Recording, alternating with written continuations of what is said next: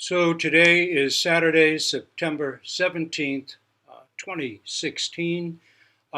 We will not resume the ox herding pictures today. We were at uh, picture 5 and the verses to go with it. Instead, I'd like to share with you some things in connection with the rededication of the Zendo ceremony that we'll be doing shortly this morning. So the chant or the verse that we recite, the chant in praise of Zazen, the Zazen Wasan, is one of the great creations of Hakuin Zenji, one of the most creative personalities, great artist, great poet, a great writer, a great philanthropist, a very strong practice embodiment and realization. He basically single-handedly revitalized the entire Rinzai koan tradition. And I'd like to share with you a bit about Hakuin in relation to the Zendo. So, by the way, Rosei, Greg, and others with Sunyano Roshi this spring, we're at Hakuin's temple in Hara in Japan. It's a very modest place. It's a very small place. It's kind of a funky place. It's reminiscent of a small Zendo, just a little larger in scale. The Roshi there was one of the sweetest, most giving, all-embracing kind of people, which in itself says a great deal about Hakuin's practice, who was notoriously fierce, strong, and yet with those who needed it, local people, the farmers, and lay people who worked with him, he was quite generous, quite profound, always. The Roshi there, it was raining, showed us all around, gave us tea, oranges, almost like a Leonard Cohen song, tea and oranges, and hung up. Hakuin also was a great artist. The only time you're ever going to see, if you're lucky, Hakuin's calligraphy and ink drawings and paintings would be in some touring show of Zen art at some big museum, the Met, the LA Art Museum, things like that. However, the Roshi very kindly hung up Hakuin original scrolls for our motley little band, and we could wander among them and have our tea and oranges sitting in the new Zendo there, new Dharma hall there, surrounded by these great scrolls.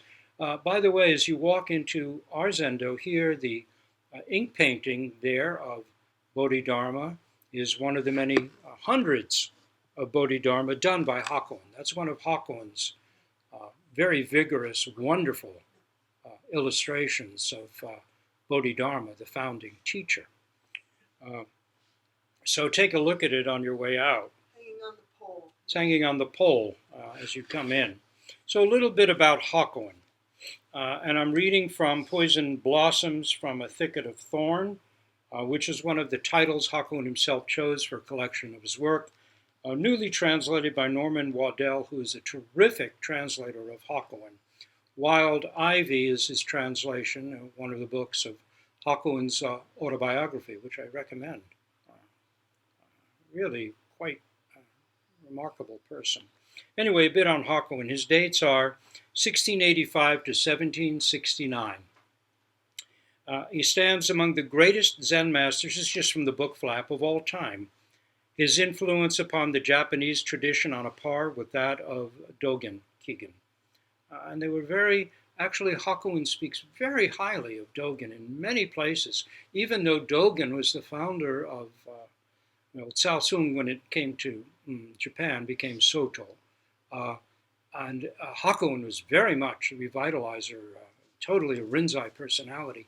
Yet, in terms of understanding, these two were the great luminaries of Japanese Zen, and Hakuin, who came later, much later, 600 years or so later than Dogen, had tremendous respect, quoted Dogen quite a lot. Hakuin lived in the late Tokugawa period when Buddhism as a whole and his own Rinzai sect in particular were at low ebb, and through tremendous force of character initiated a reform movement that swept the country. Today, every Rinzai Zen master traces his or her lineage through Hakuin, an outcome all the more remarkable because Hakuin worked not in one of the nation's political, cultural, or commercial capitals, but out of a small temple in the country town of Hara, where he grew up. In fact, he grew up kind of next door to where his temple was, and it was on the Hokkaido, right on the busy thoroughfare. It wasn't a quiet kind of little place up in the mountains. No, it was right in the midst of the hustle and bustle of the thoroughfare. And it's still like just on the street. Just the temple entrance is right off the street. This book represents the first publication in any foreign language of Hakuin's brilliant teaching record. It contains fully half of the original 9-volume text, offering selections particularly noteworthy as teachings, as historical documents, and as specimens of Hakuin's exuberant personality and endless creativity. The materials in this collection range from formal and informal talks to occasional poems, practice instructions, inscriptions for paintings, comments on koans, letters, funeral orations, an extraordinary assortment.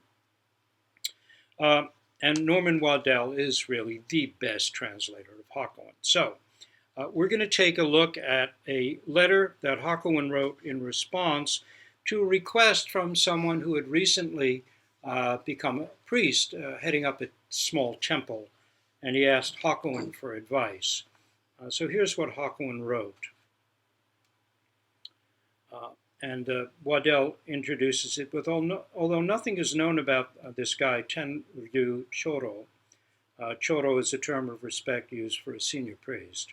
Not even his dates. An annotation identifies his temple as Saihoji, which was apparently located near the tip of the Izu province in Mitsuzaki, a village Hakuin visited on a number of occasions. This undated piece can probably be regarded as more or less typical of inscriptions Hakuin was writing in response to the many requests he was receiving.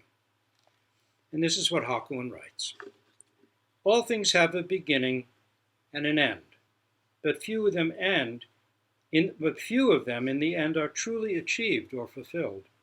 Students of Zen begin with an aspiration we cannot but love and cherish, a spirit of enthusiasm we can only honor. However, once they take their places in the world as temple priests, where they are free to deal with the heat and the cold according to their own personal whims, fame and profit become sweeter to them than sugar candy, and Zen practice becomes more distasteful to them than medicine from the most bitter of roots. Their life becomes more relaxed by the day. They weaken and degenerate by the month. But eventually they are teachers with an assembly of students of their own to guide. As the years pass, they are beset by growing fears and worries. I myself am one who belongs to this fraternity, writes Hakuin. Becoming a temple priest is indeed a most formidable, most perilous undertaking, something one must approach with the greatest care and circumspection. He just says, ticking them off on my fingers, I recall at most only 5 of my students who have ended their careers satisfactorily. By the way, Hakuin had said to have left more than 90 Dharma heirs. So, when I heard recently that you have returned to become a temple priest in Matsuzaki, I was pleased, but my pleasure was mixed with an equal measure of regret. That the necessity for training does not cease once Satori is attained. That is not the moment to relax your efforts. The more you attain, the greater you must strive. The deeper you enter, the greater must be your devotion to your practice. Such is the meaning of, quote, the koan that is never completed, unquote. This is Miryo koan. Do not allow your quest to falter or cease because you get caught up in the endless entanglements of secular affairs. Nor should you acquire a liking for quiet spots where you can retire to sit until you shrivel away. You must apply yourself steadily and single-mindedly, whether you are walking, sitting, standing, or lying down, whether you are in a place bustling with activity or a place of great tranquility. Keep asking yourself, where have I made mistakes? Where have I not made mistakes? Such is the example we see in the lives of our illustrious Zen predecessors. In speaking to you in this way, I am like a defeated general exhorting his troops, a person who should feel a certain shame. Yet it is said, is it not, that when you see the carriage in front of you overturn, you are able to avoid the same mistake yourself? So now a couple of notes by Norman Waddell on this short piece that really gives you a sense of Hakuin's personality. And he wasn't just mouthing the words. This is how he practiced. Everything has a beginning, and fulfilled, very rarely fulfilled, is a well-known phrase from the Book of Odes, a Chinese text, Shi Qing. Beset by growing fears and worries, he comments, Waddell that is, quote, the possibility they might fall into hell. Once you've got this comfy position, who knows how widely astray you might go. Then he goes about the point, where I have made mistakes, where have I not made mistakes, which is what the head of a temple needs to keep questioning themselves. That's a practice. Waddell quotes from the original source. If you mean to concentrate on your training, you must constantly explore and examine yourself from hour to hour as you spur yourself forward. Where was it I was able to gain spiritual strength? Where was it I failed to gain strength? Where was it I made mistakes? Where was it I made no mistakes? This is found in Zen Master Fa Yen's instructions for students leaving on pilgrimage. In spurring students through the Zen barriers is the text, the Zenkan Sakushin. And then see the carriage in front overturn. Hakun refers to a proverb, which is Zensha no Kutsugaru wa Kosha no Imashime, which I'm sure you're all familiar with. The English goes, the overturning of the carriage in front serves as a warning to the carriage that follows behind. And that is from the book of Hon, the Hon Shu. So, now, to connect that with us. First of all, I'll hold this up for those who can see. This is the Roshi at Hakuin's temple with Sunyana Roshi in the graveyard behind the temple where Hakuin was buried. Though it was here, you can see how sweet a guy he really is. Yeah, Greg, you may remember him. Yeah, it was raining. He just walked right out with us in the rain to Hakuin's grave. And it was, not some kind of huge memorial thing. It wasn't like Grant's tomb. It was just a little, marker there and a place around it where you could actually do a prostration. It was up elevated a bit. You had to go up a couple of steps, but no big deal.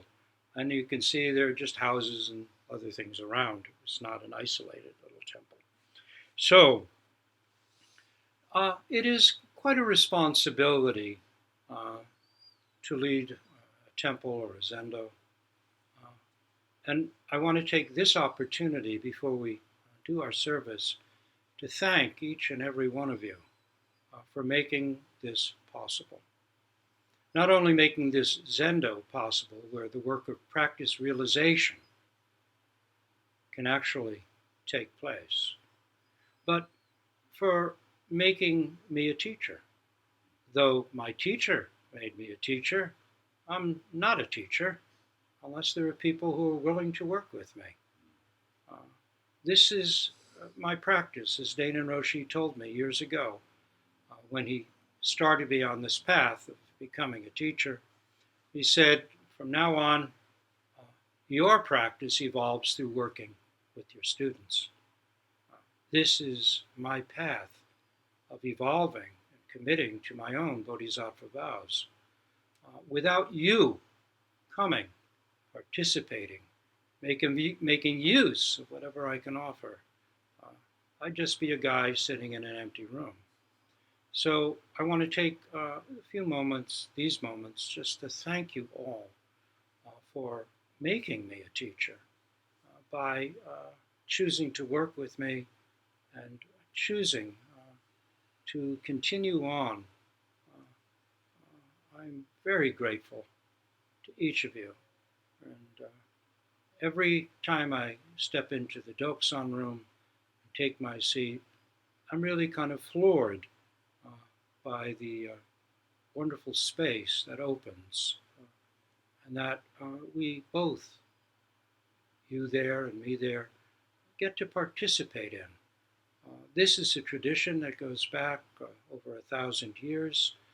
It goes back, of course, 2,500 years to the Buddha himself. And it is our very good karma to have found a way to carry it forward into our own lives through the hard, ongoing, disciplined work of all the practitioners, lay and ordained, teachers and students that have come before us. That's what lies behind this little Zendo.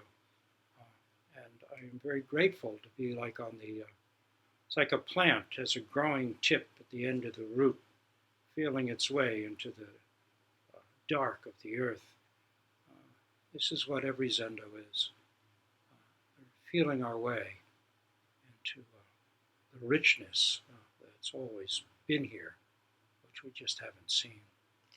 So I think that's about all I'd like to say. Well, a little bit more, which is that this Zendo obviously owes a particular debt of gratitude to Kapleau Roshi and to the Rochester Zen Center, though our styles parted long ago. But Roshi Kapleau, Rose and I became the best of friends. We traveled with him. We lived with him for times in Florida and Mexico. This Zendo has particular gifts from him. That wonderful reclining bodhisattva was a gift from him. That ox was a gift from him. There are other things around the house downstairs and such that were all gifts from Roshi Kapleau. Really very important friendship. In many ways, he was like more than a friend. He was like a father to us for many years, Rose and myself. And to Aitken Roshi, who I worked with for about 4 years, and then whose practice, realization, transformed so many people, and definitely transformed Dainin Roshi from a monastic style of mentality to something much, much richer. And then my years with Dainin Roshi, 12, maybe like 14 years, 13 years, we owe him a great deal of gratitude for the transformative practice. He, after being made a teacher by Kapleau Roshi, after completing all the training of the Rochester Zen Center, took on himself to start over again with Aitken Roshi and do everything from the very beginning in light of a much, well, let's say, a more subtle approach that has affected me personally deeply, and what I'm trying to pass on to all of you. In the Doksan room, you will see a picture of Kapleau Roshi, then Aitken Roshi, and then Dainin Roshi. And I hope they all approve of what we're investigating and embodying here now. Also, I will mention that Sunyana Roshi has been a tremendous support and encouragement, and for 7 years we've been doing Jataka Sesshin together. Our next will be this October, and she made this beautiful ceremonial rakusu for me as a gift for my transmission ceremony. She made this by hand out of old, very stiff brocade. It was quite a job, old Japanese brocade. She cut it and fit it together and sewed it and totally surprised me with this. If I ever think, why should I be doing this? I look down and think, well, somebody thinks I should be, so I guess I should continue. As Hakuin said, this is no light matter. Or as the Leonard Cohen line goes from, I think, Old Problems, one of his recent albums, something about they say it's empty, but that doesn't make it light. So I take all of this quite seriously, as well as my gratitude to each of you.